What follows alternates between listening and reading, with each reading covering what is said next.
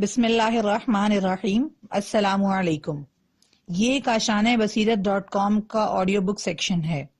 آج جو کتاب آپ کے لیے ریکارڈ کی جا رہی ہے اس کا نام ہے معنوی آزادی۔ یہ تصنیف ہے استاد شہید مرتضی مطہری کی۔ یہ اس کتاب کا پارٹ 2 ہے۔ معنوی آزادی سے سماجی آزادی کی وابستگی۔ کیا ایسا ہو سکتا ہے کہ انسان سماجی آزادی کا مالک تو ہو لیکن معنوی آزادی نہ رکھتا ہو؟ یعنی انسان خود اپنی شہوت، غضب، حریص و طمع کا اسیر ہو لیکن اس کے باوجود دوسروں کی آزادی کا احترام کرتا ہو؟ آج عملاً اس کا جواب اثبات میں دیا جاتا ہے۔ عملاً چاہتے ہیں کہ انسان اپنے طمع و لالچ، شہوت اور غضب کا غلام رہے، اپنے نفس امارہ کا قیدی رہے، اور اسی حال میں وہی انسان جو خود اپنا اسیر اور قیدی ہے سماجی آزادی کو محترم سمجھے۔ یہ اجتماع ضدین کی ایک مثال ہے۔ آج کے انسانی معاشرے کا ایک تضاد یہی ہے۔ قدیم زمانے کا انسان آزادی کو محترم نہیں سمجھتا تھا، آزادی کو پامال کیا کرتا تھا۔ ٹھیک ہے، لیکن کیوں پامال کیا کرتا تھا؟ کیا وہ نادان تھا اس لیے دوسروں کی آزادی سلب کر لیا کرتا تھا؟ اور اب جبکہ انسان دانا ہو چکا ہے تو اس کا یہ دانا اور صاحب شعور ہونا اس بات کے لیے کافی ہے کہ وہ دوسروں کی آزادی کا احترام کرے گا۔ مثلاً بیماریوں کے بارے میں ایسا ہے، قدیم انسان جاہل و نادان تھا، اس لیے جب بیماریوں کا سامنا کرتا تھا تو اپنی تعین کردہ مخصوص دواؤں سے کوئی نتیجہ حاصل نہیں کر پاتا تھا۔ لیکن کیونکہ آج کا انسان دانا ہو چکا ہے اس لیے کافی ہے کہ علاج کے اس قدیم طریقے کو دور اٹھا کر پھینک دے اور اس کی جگہ نیا علاج لے آئے۔ ہم دیکھنا چاہتے ہیں کہ قدیم انسان جو دوسروں کی آزادی سلب کرتا تھا تو اس کی کیا وجہ تھی؟ کیا وہ لا علم تھا، اپنی نادانی کی بنا پر آزادی سلب کیا کرتا تھا؟ نہیں، نادانی اور دانائی اس عمل میں اثر نہیں رکھتی۔ وہ جانتے بوجھتے دوسروں کی آزادی سلب کیا کرتا تھا کیونکہ وہ سمجھتا تھا یہی اس کے مفاد میں ہے۔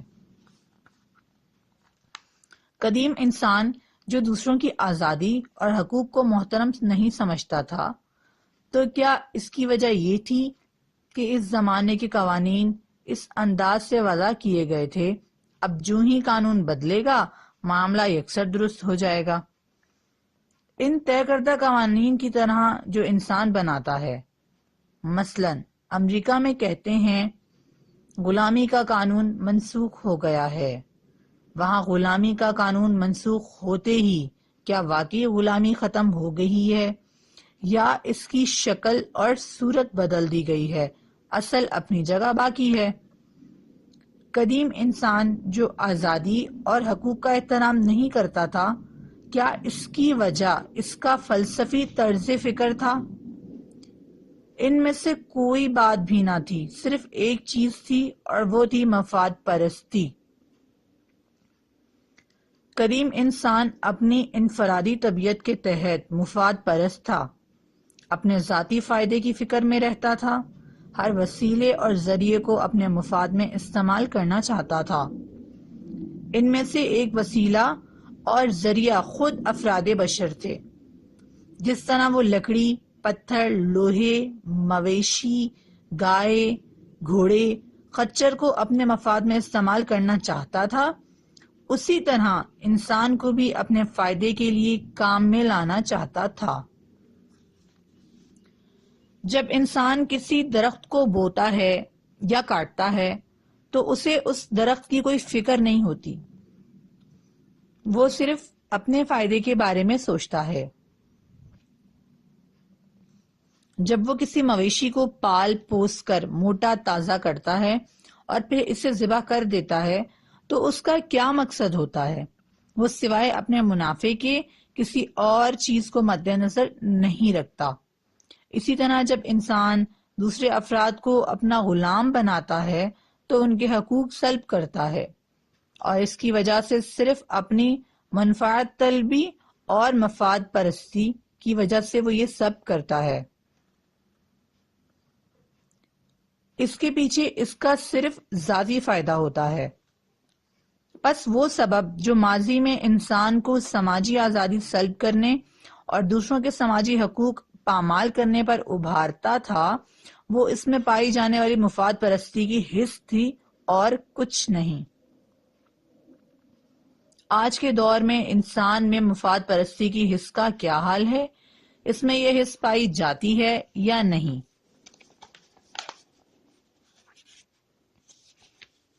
جی ہاں، یہ حس تو پائی جاتی ہے، اس میں کوئی فرق نہیں پڑا ہے۔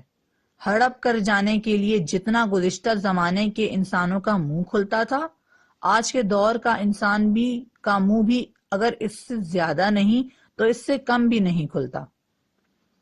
نہ علم اور نہ قوانین کی تبدیلی طمع اور لالچ کا راستہ روک سکے ہے۔ ان چیزوں نے صرف اتنا کام کیا ہے کہ مسئلے کی شکل و صورت کو بدل دیا ہے۔ اصل مسئلہ جوں کا توں باقی ہے، ایک پردہ، ایک خوش رنگ غلاف اس کے اوپر چڑھا دیا گیا ہے۔ قدیم زمانے کا انسان بے باک ہوا کرتا تھا، ابھی اسے نفاق اور دو رخی کی ہوا نہیں لگی تھی۔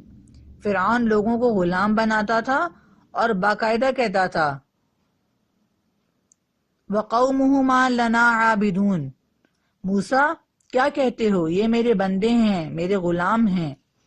اس نے اپنے استثمار اور استعباد پر کوئی نقاب نہیں ڈالا ہوا تھا۔ لیکن آج کا انسان آزاد دنیا، امن و آتشی اور آزادی کے تحفظ کے نام پر تمام آزادیاں اور حقوق سلب کرتا ہے اور لوگوں کو بندہ، غلام اور قیدی بناتا ہے۔ اس طرز عمل کی کیا وجہ ہے؟ وجہ یہ ہے کہ وہ معنوی آزادی کا حامل نہیں، اپنی روح کی طرف سے آزاد نہیں، کیونکہ وہ تقوی و پرہیزگاری کا حامل نہیں، تقوی و پرہیزگاری کا مالک نہیں۔ حضرت علی علیہ السلام کا ایک جملہ ہے جو آپ کے دوسرے جملوں کی مانند قیمتی ہے۔ یہ تقوی کے بارے میں ہے جو آج کل بعض لوگوں کی نظر میں ایک فرسودہ موضوع ہو چکا ہے۔ فرماتے ہیں ان تقوی اللہ مفتاح سداد ذخیرۃ معادن وعتق من کل ملکۃ ونجاہ من کل ہلکہ۔ خدا کا خوف ہر راہ راست کی کنجی ہے۔ تقوی کے بغیر انسان راہ راست پر قدم نہیں بڑھا سکتا، وہ راہ راست سے بھٹک جاتا ہے۔ جس انسان کے پاس تقوی نہ ہو وہ آخرت کے لیے کوئی سرمایہ نہیں رکھتا۔ تقوی کے بغیر انسان آزاد نہیں ہو سکتا۔ وَعِتْقٌ مِّن كُلِّ مَلَکَةٍ، تقوی ہی ہے جو انسان کو ہر قسم کی غلامی سے نجات دلاتا ہے۔ حقیقی آزاد مرد انسان کو خود اپنے وجود کی طرف سے، اپنی روح کی جانب سے آزاد ہونا چاہیے تاکہ دوسروں کو آزادی فراہم کر سکے۔ لہذا حقیقی معنی میں دنیا کا مرد حر کون ہے؟ علی ابن ابی طالب، یا وہ افراد جو علی کے طبقے سے ہیں، یا ان کے دبستان، اسکول آف تھاٹ اور مکتب کے تربیت شدہ ہیں، کیونکہ یہ وہ افراد ہیں جنہوں نے پہلے مرحلے میں اپنے نفس کی قید سے نجات حاصل کی۔ حضرت علی علیہ السلام فرماتے ہیں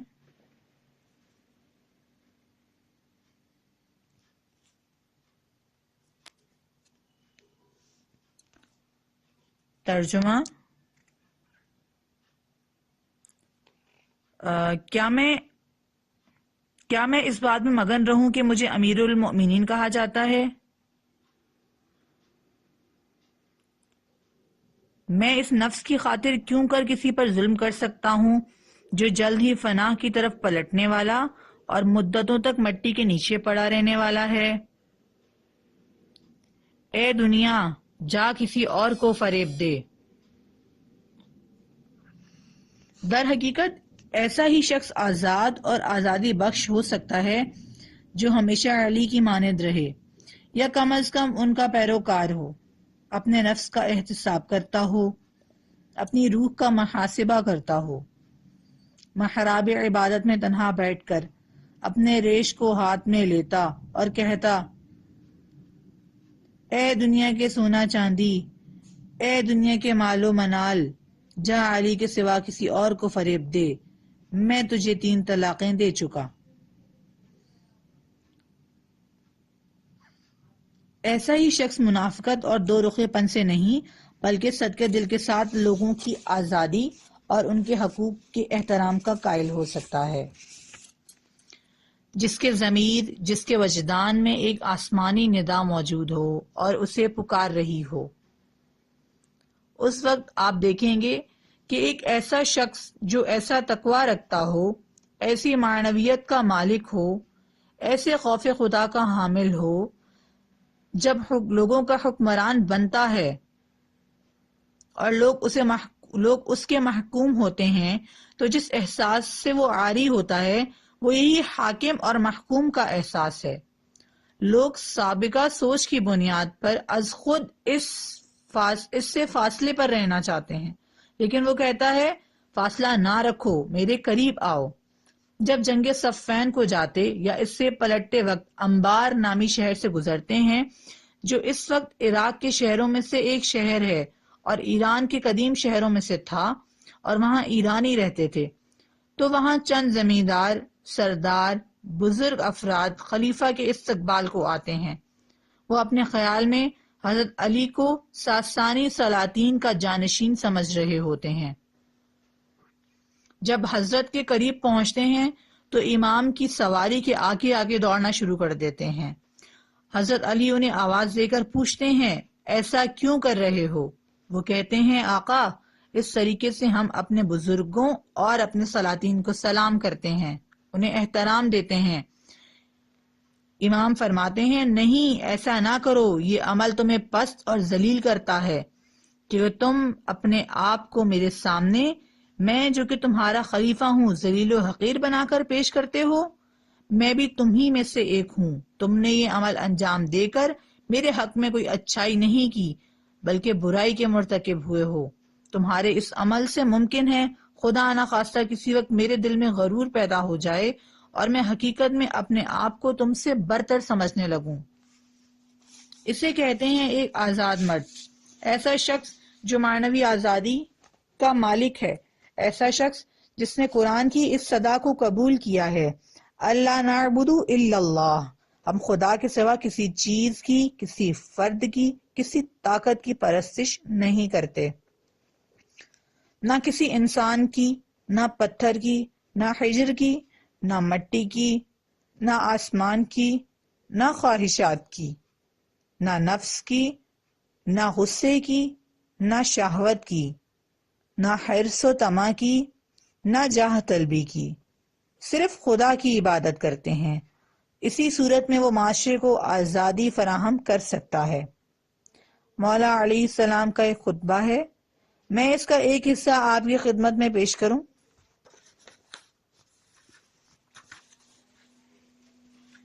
دیکھیے گا کہ ایک ایسا شخص جو حقیقت میں معنوی آزادی کا حامل ہو، وہ کیسی روح کا مالک ہوتا ہے۔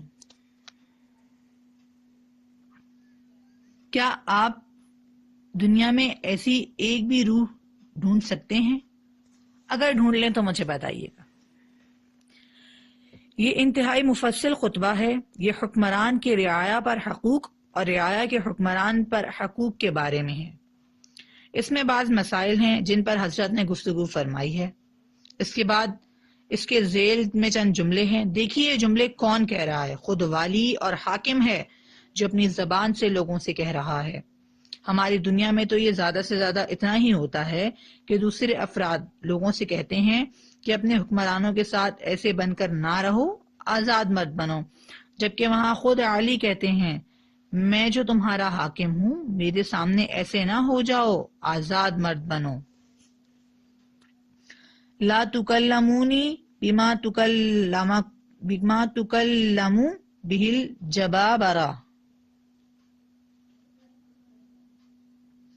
مبادہ ایسے الفاظ میرے لیے بھی استعمال کرنے لگو جو تم جباروں کے سامنے استعمال کرتے ہو، جن کے ذریعے اپنے آپ کو پست ظاہر کرتے ہو، ذلیل بناتے ہو، ان کے قدموں کی خاک قرار دیتے ہو اور انہیں بلند مقام بتاتے ہو، انہیں عرش پر پہنچاتے ہو۔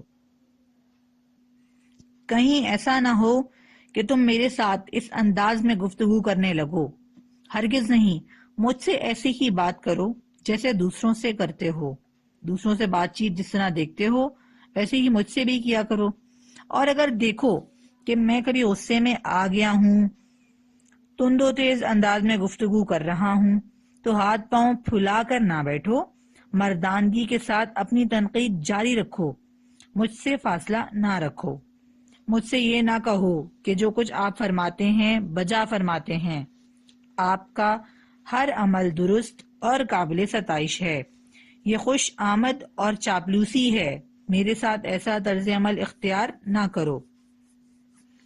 یہ نہ سوچنا کہ تم نے اگر میرے سامنے کوئی ایسا جملہ کہا جو حق ہے، یعنی اگر میرے خلاف کوئی ایسی بات کہی جو حق ہے، تو مجھے ناگوار گزرے گا، مجھ پر جائز تنقید کرو، ہرگز میرے لیے سنگین اور ناگوار نہ ہوگی، میں انتہائی خندہ روئی کے ساتھ تمہاری بات مانوں گا۔ اے وہ لوگوں جن کا میں خلیفہ ہوں اور وہ میری رعیت ہیں، یہ نہ سمجھنا کہ میں تم سے یہ خواہش رکھتا ہوں کہ تم میری تمجید و تعظیم کرو، میرے ساتھ خوش آمدانہ باتیں کرو، میری ستائش کرو، میں ایسی خواہش تم سے ہرگز نہیں رکھتا۔ اس کے بعد آپ کا ایک کلی قاعدہ بیان کرتے ہیں، یعنی ایسا شخص جس کے سامنے اگر حق بات کہی جائے تو اس کے لیے اسے سننا دشوار ہوتا ہے، اسے ناگوار گزرتا ہے، کیونکہ اس کے سامنے حق بات کہی گئی تو ایسے شخص کے لیے حق پر عمل کرنا اس سے کہیں زیادہ دشوار ہوتا ہے۔ کرسٹی سن لکھتا ہے، نوشیروان نے اپنے چند لوگوں کو مشورے کے لیے جمع کیا ہوا تھا، ان میں سے ایک مسئلے پر مشاورت کر رہا تھا۔ نوشیروان نے اپنی رائے بیان کی، وہاں موجود سب افراد نے کہا کہ جو کچھ آپ نے فرمایا ہے وہی درست ہے۔ ایک درباری جو دھوکے میں تھا، اس نے سمجھا تھا کہ سچ مچ یہ اجلاس مشاورت کے لیے ہے اور اسے بھی اپنی رائے کے اظہار کا حق ہے، لہٰذا اس نے کہا اگر اجازت ہو تو میں اپنی رائے بیان کروں۔ اس نے اپنی رائے کا اظہار کیا۔ نوشیروان کی رائے میں جو جو نقائص پائے جاتے تھے اس نے انہیں بھی بیان کر دیا۔ یہ دیکھ کر نوشیروان نے کہا، اے بے ادب، اے گستاخ، اور پھر فوراً حکم دیا کہ اسے اس کی گستاخی کی سزا دی جائے۔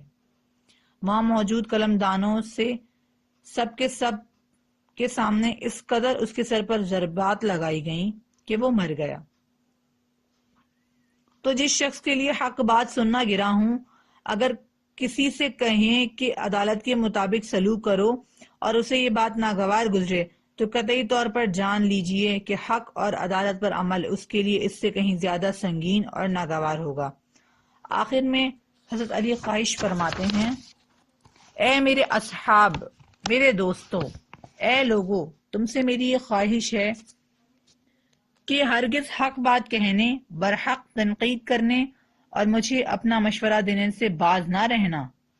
یہ ایسے مرد کا نمونہ کامل ہے جو معنوی لحاظ سے آزاد ہے، حکومت پر ہوتے ہوئے اس طرح دوسروں کو سماجی آزادی دیتا ہے۔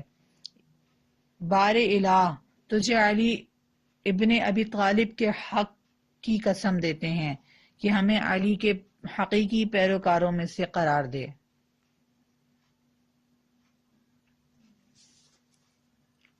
معنوی آزادی۔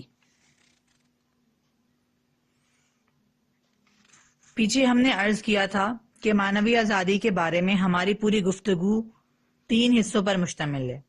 ایک یہ آزادی کے کیا معنی ہیں، دوسرا یہ کہ آزادی کی 2 قسمیں ہیں، معنوی آزادی اور سماجی آزادی، تیسرا مرحلہ ان 2 قسموں کی آزادیوں کی ایک دوسرے کے ساتھ وابستگی، بالخصوص سماجی آزادی کی معنوی آزادی کے ساتھ وابستگی۔ آج کی شب ہم اپنی گزارشات کو خود معنوی آزادی کے لیے مخصوص کرنا چاہتے ہیں، یعنی اس بات کا جائزہ لینا چاہتے ہیں کہ معنوی آزادی دراصل ہے کیا چیز، اور انسان کے لیے معنوی آزادی کا حامل ہونا ضروری ہے بھی یا نہیں۔ ہم اس مسئلے پر خصوصیت کے ساتھ اس وجہ سے بھی توجہ دینا چاہتے ہیں کہ دور حاضر میں معنوی آزادی پر توجہ بہت کم ہو گئی ہے، اور یہ چیز بھی عصر حاضر کی مشکلات اور پریشانیوں کا ایک سبب ہے۔ بہت سے لوگوں کی سوچ یہ ہے کہ اب یہ مسائل منسوخ ہو چکے ہیں، جبکہ صورتحال اس کے برعکس ہے۔ معنوی آزادی انسان کو آج بھی اس کی ضرورت ہے۔ آج کے دور میں بھی انسان کو معنوی آزادی کی ضرورت ہے، اگر گزشتہ ادوار سے زیادہ نہیں ہو لیکن کم بھی نہیں ہے۔ معنوی آزادی کیا ہے؟ آزادی کے لیے ہمیشہ دو چیزیں ہونی چاہیے، ایک چیز قید ہو اور دوسری چیز آزاد ہو۔ معنوی آزادی میں انسان کس سے آزاد ہونا چاہتا ہے؟ جواب یہ ہے کہ معنوی آزادی سماجی آزادی کے برخلاف انسان کی خود اپنے آپ سے آزادی کا نام ہے۔ سماجی آزادی انسان کی دوسرے افراد کی قید اور اسیری سے آزادی کا نام ہے، لیکن معنوی آزادی آزادی کی ایک خاص قسم ہے، اور دراصل انسان کی خود اپنی قید اور اپنی غلامی سے آزادی ہے۔ پھر یہ لازماً یہ سوال بھی آتا ہے کہ کیا انسان خود اپنا قیدی اور اسیر ہو سکتا ہے؟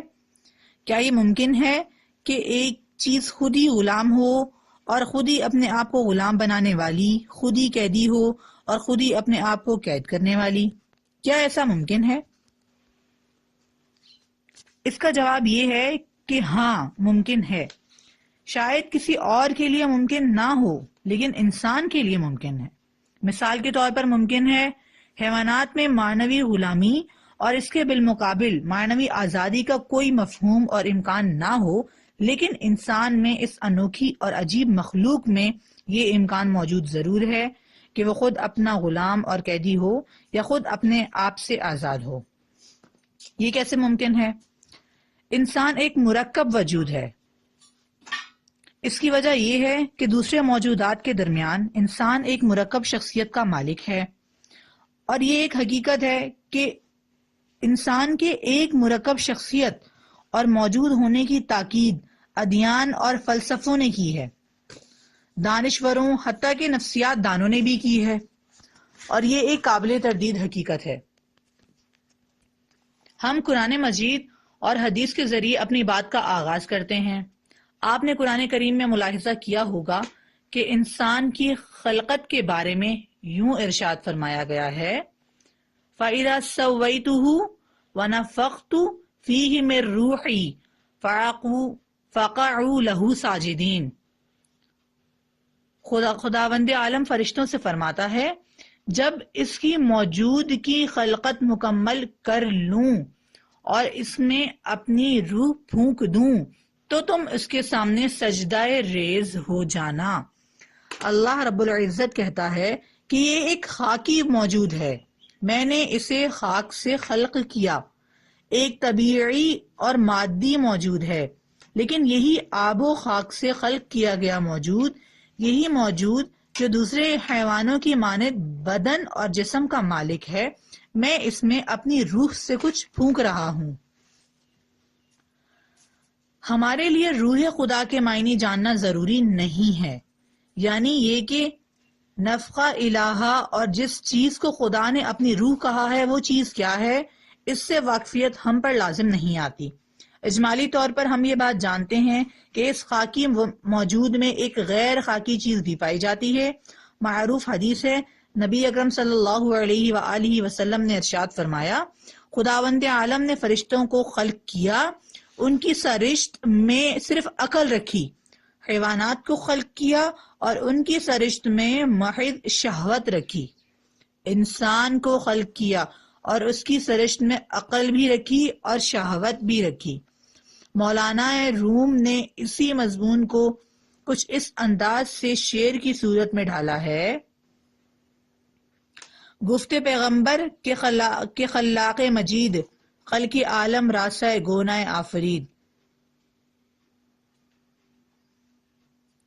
اس کے بعد کہتے ہیں ان مخلوقات میں سے ایک گروہ فرشتوں کا ہے، ایک حیوانات کا اور ایک انسانوں کا. اب معنوی آزادی کے مسئلے کو ذرا سادہ زبان میں سمجھنا ممکن ہے. قطع نظر ان مفاہیم اور مسائل جن کا ذکر قرآن مجید میں آیا ہے، حدیث میں آیا ہے، بالخصوص عرفا نے جن کے بارے میں اظہار خیال کیا ہے،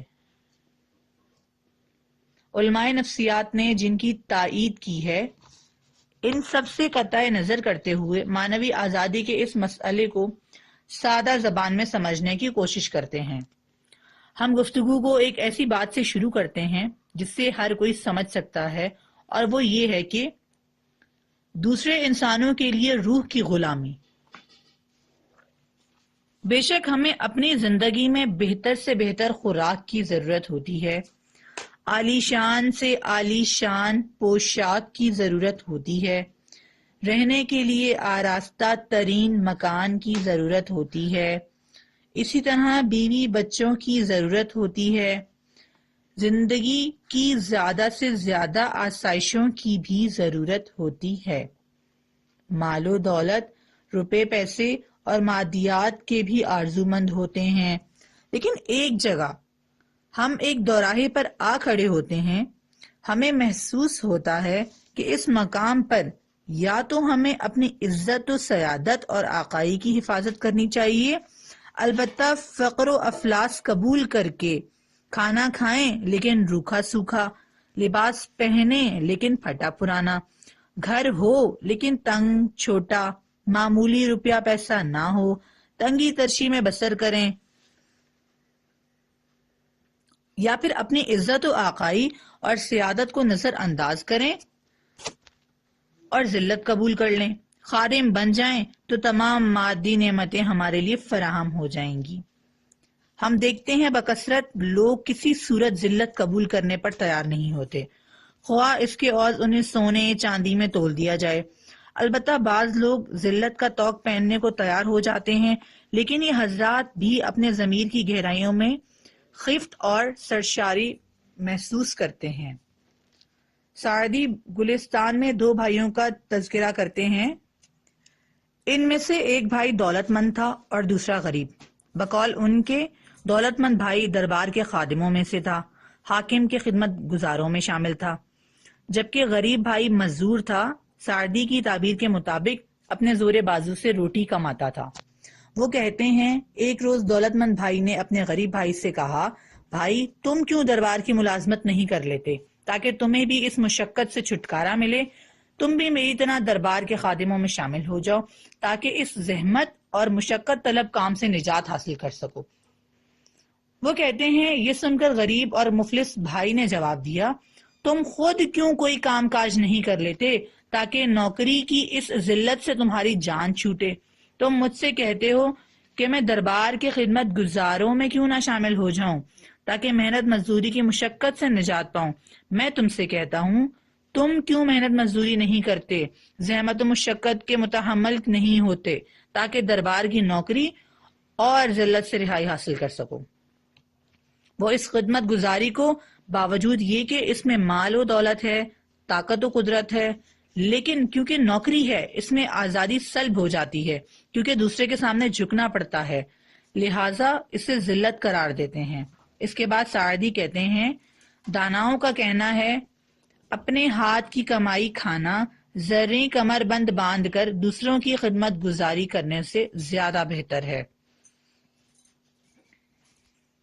ممکن ہے اس بارے میں بہت سی باتوں سے آپ خود بھی واقف ہوں.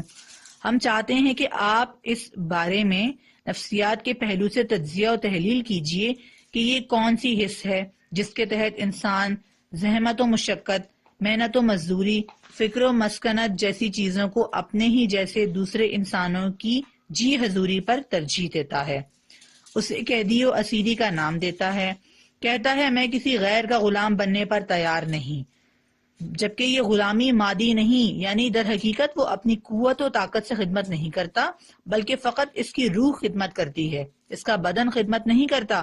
یہ غلامی اور بندگی کی ایک قسم ہے۔